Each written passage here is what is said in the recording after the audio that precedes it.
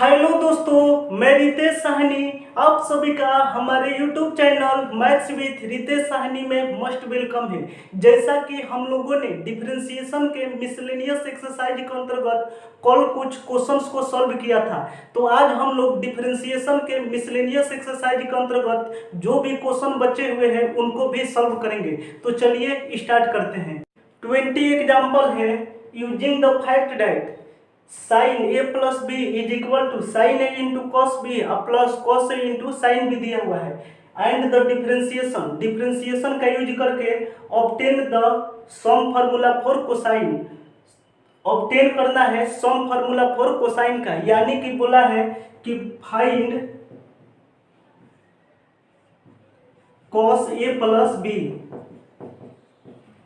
Some formula for cosine का मतलब हो गया कॉस का sum formula cos A plus B का वैल्यू आपको निकाल के बताना है। तो यहां पर देखेंगे तो sine A plus B is equal to दिया हुआ है sine A I into cos B plus cos A I into sine B के इक्वल दिया हुआ है। क्वेश्चन में बोला है कि एंड द डिफरेंशिएशन, तो डिफरेंशिएशन का यूज करेंगे। तो डिफरेंशिएशन का यूज करेंगे तो यहाँ पर differentiation sine A plus B है, यानी कि डिफरेंशिएशन ए के रिस्पेक्ट में भी कर सकते हैं और बी के रिस्पेक्ट में भी कर सकते हैं। किसी के भी रिस्पेक्ट में करेंगे तो कॉस ए प्लस बी का वैल्यू निकल जाएगा। तो हम यहाँ पर आपको दोनों तरीका से सॉल्व करके दिखाते हैं। सबसे पहले डिफरेंशिएशन ए के रिस्पेक्ट में करेंगे, तो यहाँ पर लिखेंगे take differentiation with respect to A के रिस्पेक्ट में डिफरेंशिएशन करेंगे, क्योंकि इसमें ए और बी का ही टर्म है, तो ए या बी के रिस्पेक्ट में डिफरेंशिएशन करेंगे। तो सबसे पहले डिफरेंशिएशन कराएंगे साइन ए प्लस बी का।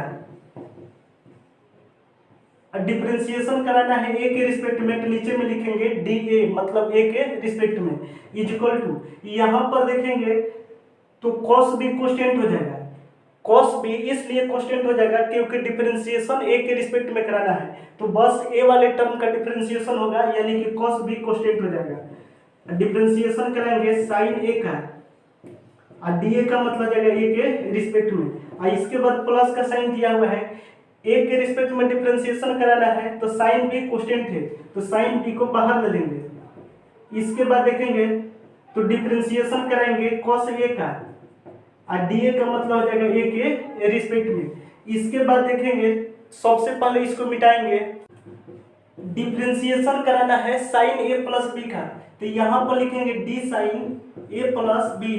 इसके बाद देखेंगे तो आपको एक फार्मूला बताए थे कि डी साइन एक्स और डिवाइड में D X is equal to cos X के इक्वल हो जाता है, यानी कि डिफरेंशिएशन ऑफ साइन के बाद एक्स हो तो नीचे में डी एक्स लिखते हैं, साइन के बाद ए प्लस बी है तो नीचे में डी ए प्लस बी लिखेंगे। इसके बाद जिस टर्म से डिवाइड कराएंगे सेम टर्म से मल्टीप्लाई कराते हैं, तो यहाँ पर ए प्लस बी से मल्टीप्लाई करेंगे। इसके बाद डी ए लिखेंगे क्योंकि डिफरेंशिएशन ए के रिस्पेक्ट में कराए हैं, इज इक्वल टू हो जाएगा यहाँ पर है cos B I into differentiation of sine है, साइन एक्स का डिफरेंशिएशन कॉस एक्स होता है, तो साइन ए का डिफरेंशिएशन कॉस ए के इक्वल हो जाएगा।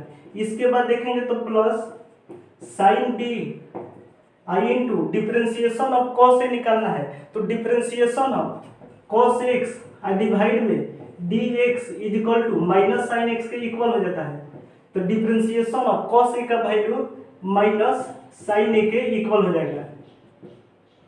इसके बाद देखेंगे to differentiation of sine A plus B, तो साइन ए प्लस बी का differentiation cos A plus B के इक्वल हो जाएगा।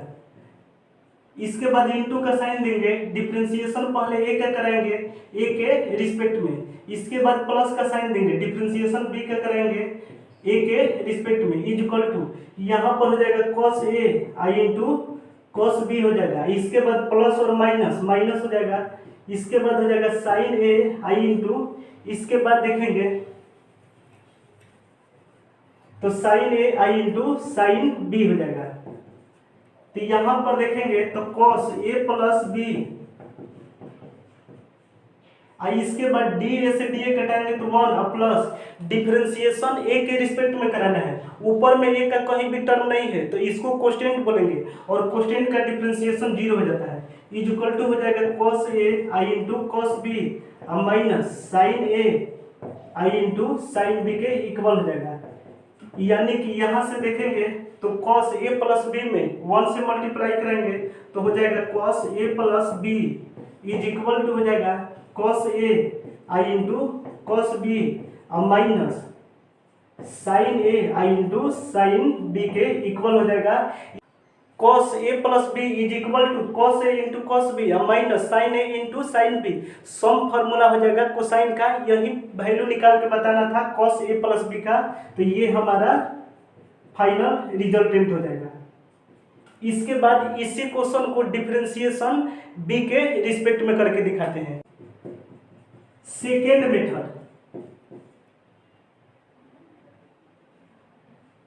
तो सबसे पहले cos a प्लस बी का वैल्यू निकाले थे तो डिफरेंशिएशन a के रिस्पेक्ट में कराए थे, इस बार डिफरेंशिएशन b के रिस्पेक्ट में कराएंगे। तो यहाँ पर लिखेंगे take differentiation with respect to b, तो b के रिस्पेक्ट में डिफरेंशिएशन कराएंगे तो यहाँ पर लिखेंगे differentiation of sine a plus B. इसके बाद देखेंगे तो आपको एक फार्मूला बताए थे कि d साइन x और डिवाइड में dx is equal to cos x के इक्वल हो जाता है, यानी कि डिफरेंशिएशन ऑफ साइन के बाद x हो तो नीचे में dx लिखते हैं, यहाँ पर साइन के बाद a प्लस बी है तो नीचे में da प्लस बी लिखेंगे और जिस टर्म से डिवाइड कराएंगे सेम टर्म से मल्टीप्लाई कराते हैं। अब बटे में db, तो db का मतलब हो गया डिफरेंशिएशन b के रिस्पेक्ट में is equal to differentiation b के रिस्पेक्ट में करना है तो a वाला टर्म कांस्टेंट हो जाएगा, यानी कि यहाँ पर साइन एक कांस्टेंट है तो डिफरेंशिएशन करेंगे cos b का b के रिस्पेक्ट में, इसके बाद प्लस का साइन देंगे, यहाँ पर cos एक कांस्टेंट है, डिफरेंशिएशन कराएंगे साइन b का और db का मतलब जाएगा b के रिस्पेक्ट में। इसके बाद देखेंगे तो differentiation of sine a plus B, तो साइन a प्लस बी का differentiation cos a plus B के इक्वल हो जाएगा। इसके बाद देखेंगे तो डिफरेंशिएशन कराना है a का b के रिस्पेक्ट में और प्लस डिफरेंशिएशन b का कराना है b के रिस्पेक्ट में इज इक्वल टू हो जाएगा sine a I into differentiation of cos b, तो cos का डिफरेंशिएशन माइनस साइन होता है तो इसका वैल्यू हो जाएगा माइनस साइन b, इसके बाद plus cos a I into differentiation of sign b, तो साइन b का डिफरेंशिएशन cos b के इक्वल हो जाएगा। इसके बाद देखेंगे तो यहाँ से db से db कटाएंगे तो 1 हो जाएगा। इसके बाद डिफरेंशिएशन b के रिस्पेक्ट में करना है, ऊपर में b का कोई टर्म नहीं है, इसको कोस्टेंट बोलेंगे और कोस्टेंट का डिफरेंशिएशन 0 हो जाएगा।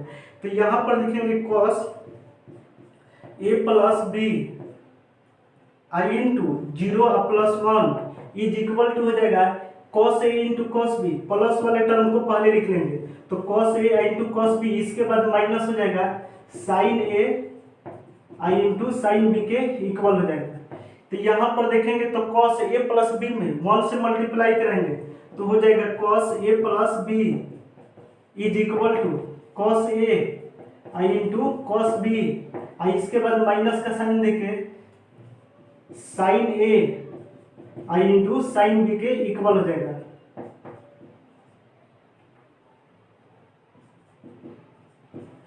तो ये हमारा cos a प्लस बी का फाइनल रिजल्टेंट हो जाएगा। इसके बाद देखते हैं नेक्स्ट एग्जाम्पल।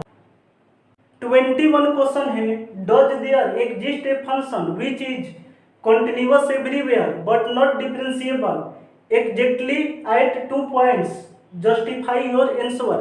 तो इस क्वेश्चन में यही प्रूव करके दिखाना है कि कोई भी फंक्शन है विच इज कंटिन्यूअस एवरीवेयर, किसी एक पार्टिकुलर पॉइंट पर जो भी फंक्शन दिया हुआ है कंटिन्यूअस है बट नॉट डिफरेंशिएबल, डिफरेंशिएबल नहीं होगा किसी एक पार्टिकुलर पॉइंट पर। तो जब आपको कंटिन्यूटी एंड डिफरेंशिएबिलिटी बताए थे तो इस वाले क्वेश्चन को उस वाले सीरीज में भी प्रूव करके दिखाए थे कि कोई भी फंक्शन है अगर कंटिन्यूअस है तो ये जरूरी नहीं है कि डिफरेंशिएबल भी होगा।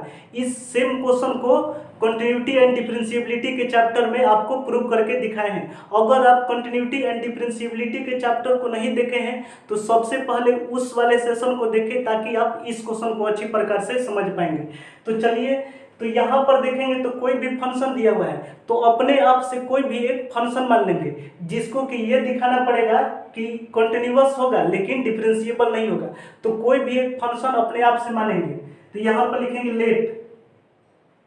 लेट का मतलब होता है कि मान लेंगे F X is equal to 2x + 3 ले रहे हैं इफ x लेस देन -2। इसके बाद ले रहे हैं x + 1 if x greater equal than -2।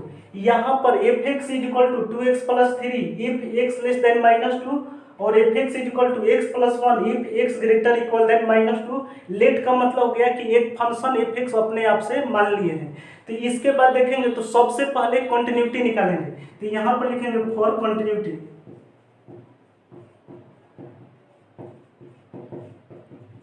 तो कंटिन्यूटी के लिए आपको बताए थे कि direct limit, left handed limit और राइट हैंडेड लिमिट तीनों लिमिट चेक किया जाता है। तो कंटिन्यूटी के लिए तो सबसे पहले फॉर डायरेक्ट लिमिट के लिए निकालेंगे। तो डायरेक्ट लिमिट के लिए आपको बताए थे कि x is equal to a के इक्वल हो जाता है। तो यहाँ पर देखेंगे तो x is equal to a का वैल्यू है x इज इक्वल टू -2 है, यानी कि a का वैल्यू -2 के इक्वल हो जाएगा। x is equal to a होता है तो a का वैल्यू -2 के इक्वल हो जाएगा। इसके बाद डायरेक्ट लिमिट के लिए आपको स्टेप 1 बताए थे कि सबसे पहले limit x time to a f x लिखा जाता है, limit x time to a f x लिखा जाता है is equal to limit x time to a। तो a का वैल्यू लिखेंगे -2 लिखेंगे। इसके बाद एफ एक्स, तो एफ एक्स का वैल्यू लेना है x इज इक्वल टू -2 के लिए। तो x इज इक्वल टू -2 है तो x इज इक्वल टू -2 के लिए एफ एक्स का वैल्यू है x + 1 है। तो यहाँ पर लिखेंगे x + 1 is equal to x times to -2 का मतलब x के प्लेस पर -2 लिखेंगे तो -2 + 1 इज इक्वल टू -1 के इक्वल हो जाएगा। इसके बाद सबसे पहले इसको मिटाएंगे। फॉर राइट हैंडेड लिमिट आपको बताए थे कि direct limit, right handed limit और लेफ्ट हैंडेड लिमिट निकाला जाता है। तो डायरेक्ट लिमिट का वैल्यू निकाल लिए हैं -1 के इक्वल आया है। इसके बाद राइट हैंडेड लिमिट निकालेंगे। तो आपको राइट हैंडेड लिमिट के लिए स्टेप 1 बताए थे कि x ग्रेटर देन a लिखना है, यानी कि x ग्रेटर देन a का वैल्यू है -2 तो x ग्रेटर देन a का वैल्यू -2 लिखेंगे। इसके बाद बताए थे कि इसमें लिखा जाता है put x is equal to a + h and h tends to 0 लिखा जाता है। तो यहाँ पर देखेंगे तो x is equal to a का वैल्यू -2 लिखेंगे, a का वैल्यू -2 है तो यहाँ पर हो जाएगा -2 + h and h tends to 0 के इक्वल हो जाएगा।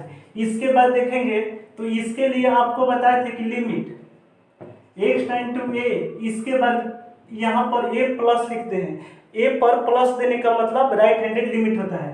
इसके बाद एफ एक्स लिखेंगे is equal to limit x time to a का वैल्यू -2 है तो a का वैल्यू -2, यहाँ पर प्लस लिखेंगे एफ एक्स तो x ग्रेटर देन -2, यहाँ पर देखेंगे x ग्रेटर देन -2 तो x ग्रेटर देन -2 के लिए एफ एक्स का वैल्यू है x + 1 तो यहाँ पर लिखेंगे x + 1। इसके बाद आपको बताए थे कि लिमिट को h टेंड्स टू 0 करेंगे तो h टेंड्स टू 0 करने के बाद x के प्लेस पर वैल्यू लिखेंगे -2 + h। तो यहाँ पर देखेंगे तो इसका वैल्यू देगा लिमिट h टेंड्स टू 0 तो h टेंड्स टू जब 0 करेंगे तो x के प्लेस पर वैल्यू लिखेंगे -2 + h, -2 + h इसके बाद +1 है। इसके बाद देखेंगे तो h टेंड्स टू 0 का मतलब h के प्लेस पर 0 लिखेंगे तो यहाँ पर 0 लिखेंगे तो -2 + 0 + 1 इज इक्वल टू -1 के इक्वल हो जाएगा। तो डायरेक्ट लिमिट का वैल्यू -1, राइट हैंडेड लिमिट का भी वैल्यू -1 तो यहाँ पर लिखेंगे direct limit is equal to -1, इसके बाद right handed limit is equal to -1 के इक्वल आया है। इसके बाद सबसे पहले इसको मिटाएंगे और हम लोग राइट हैंडेड लिमिट के बाद लेफ्ट हैंडेड लिमिट का वैल्यू निकालेंगे। फॉर लेफ्ट हैंडेड लिमिट तो लेफ्ट हैंडेड लिमिट के लिए आपको बताए थे सबसे पहले x लेस देन a लिखते हैं, x लेस देन a तो a का वैल्यू है -2 तो a के प्लेस पर -2 लिखेंगे। इसके बाद बताए थे लेफ्ट हैंडेड लिमिट के लिए put x is equal to a - h and h tends to 0 के इक्वल हो जाता है। तो यहाँ पर देखेंगे तो x इज इक्वल टू ए का वैल्यू लिखना है, तो ए का वैल्यू -2 है, तो ए के प्लेस पर -2 और -h and h tends to 0 के इक्वल हो जाएगा। इसके बाद देखेंगे तो लेफ्ट हैंडेड लिमिट के लिए आपको बताए थे कि लेफ्ट हैंडेड लिमिट के लिए limit x time to a, इसके बाद a पर माइनस का साइन देते हैं। a पर माइनस का साइन देने का मतलब होता है लेफ्ट हैंडेड लिमिट। इसके बाद f(x) लिखते हैं is equal to limit x time to a का वैल्यू लिखेंगे -2 और इसके बाद यहाँ पर माइनस देंगे f(x) का वैल्यू देखेंगे x लेस देन -2 के लिए, तो x लेस देन -2 के लिए f(x) का वैल्यू है 2x + 3 है, तो यहाँ पर लिखेंगे 2x + 3 लिखेंगे। इसके बाद आपको बताए थे कि लिमिट h टाइम टू 0 कर देना है, तो लिमिट h टाइम टू 0 कराएंगे तो x के प्लेस पर -2 -h लिखेंगे, तो यहाँ पर लिखेंगे लिमिट h टाइम्स टू 0, तो लिमिट जब h टाइम्स टू 0 कराएंगे तो 2 इंटू x के प्लेस पर लिखेंगे -2 और -h, इसके बाद +3 है इज इक्वल टू हो जाएगा h टाइम्स टू 0 का मतलब होता है h के प्लेस पर 0 लिखेंगे, तो यहाँ पर 0 लिखेंगे तो 2 इंटू -2 और -0 और +3 के इक्वल हो जाएगा। तो 2 में -2 से मल्टीप्लाई करेंगे तो -4 और +3 इज इक्वल टू -1 के इक्वल हो जाएगा। तो यहाँ पर देखेंगे तो लेफ्ट हैंडेड लिमिट का वैल्यू -1 के इक्वल है गया। Left handed limit is equal to -1 के इक्वल है। तो आपको बताए थे जब भी direct limit, right handed limit और लेफ्ट हैंडेड लिमिट तीनों लिमिट का वैल्यू इक्वल आ जाए तो जो भी फंक्शन होता है वो फंक्शन कंटिन्यूअस हो जाता है। तो यहाँ पर लिखेंगे सबसे पहले इसको मिटाएंगे, since direct limit is equal to right handed limit is equal to left handed limit, तीनों लिमिट का वैल्यू देखेंगे तो डायरेक्ट लिमिट का भी -1 है, राइट हैंडेड लिमिट का भी -1 है, लेफ्ट हैंडेड लिमिट का भी -1 है, यानी कि direct limit is equal to right handed limit is equal to left handed limit, तीनों लिमिट इक्वल है। तो यहाँ पर लिखेंगे 10 f(x) इज कंटिन्यूअस, f(x) जो फंक्शन है f(x) is continuous function at x is equal to -2 पर। कंटिन्यूटी चेक कर लिए, इसके बाद हम लोग डिफरेंशिएबिलिटी को चेक करते हैं। Differentiability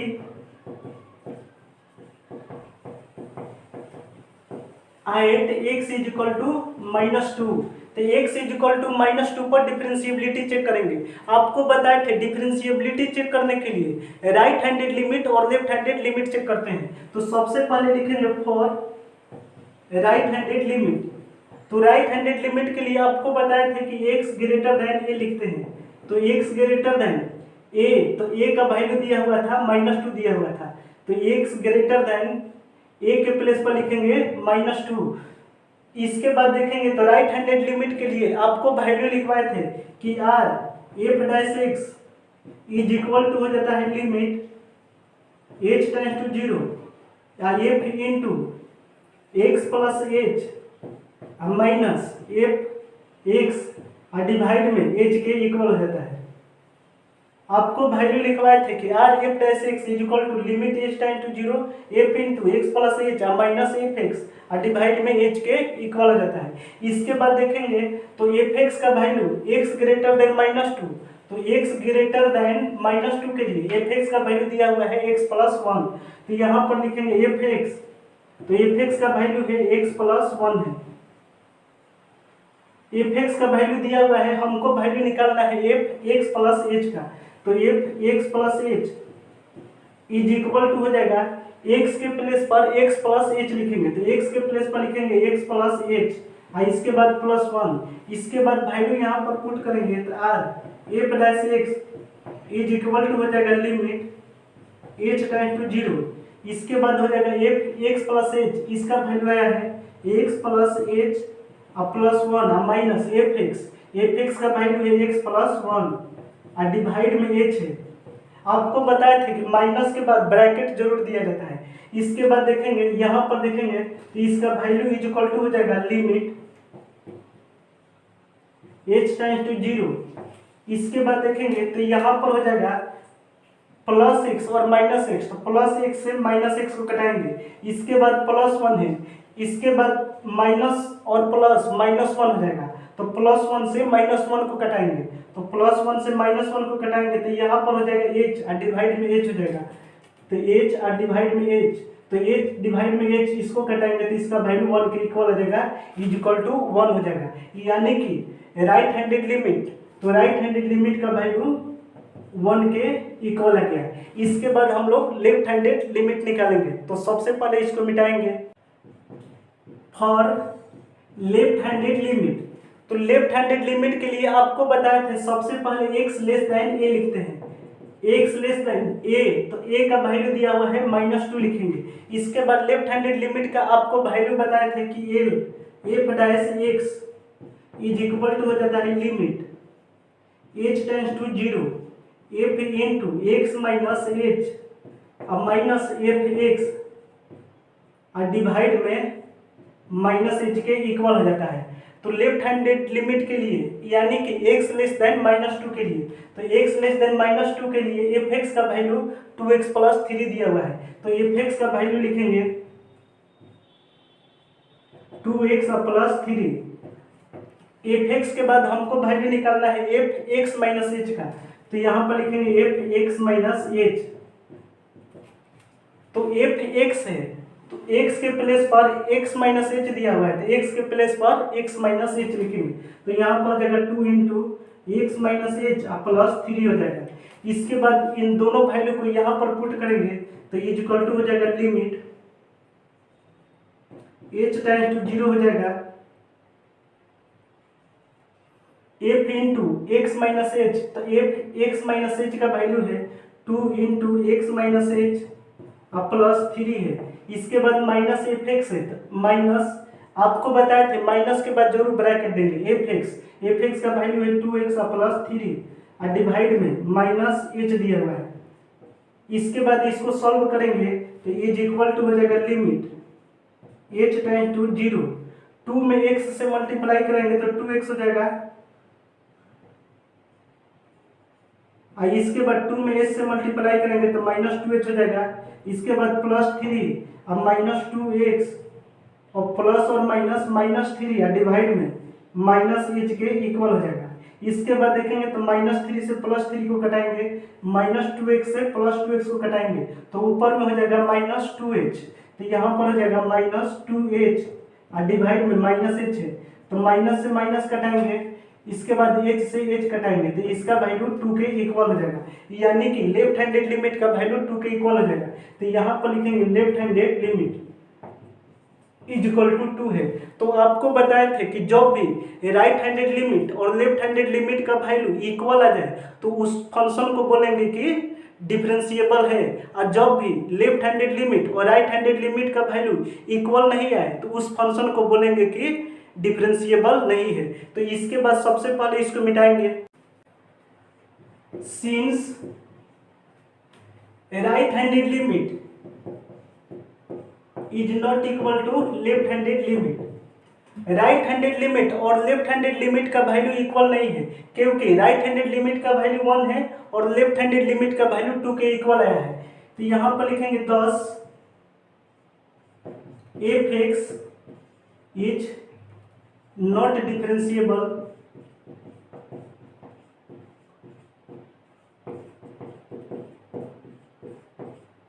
at x is equal to -2। तो यही प्रूव करके दिखाना था कि कोई भी एक पार्टिकुलर पॉइंट पर जो भी फंक्शन दिया हुआ है कंटिन्यूअस होगा तो जरूरी नहीं है कि डिफरेंशिएबल भी होगा। तो ये हम प्रूव कर चुके हैं।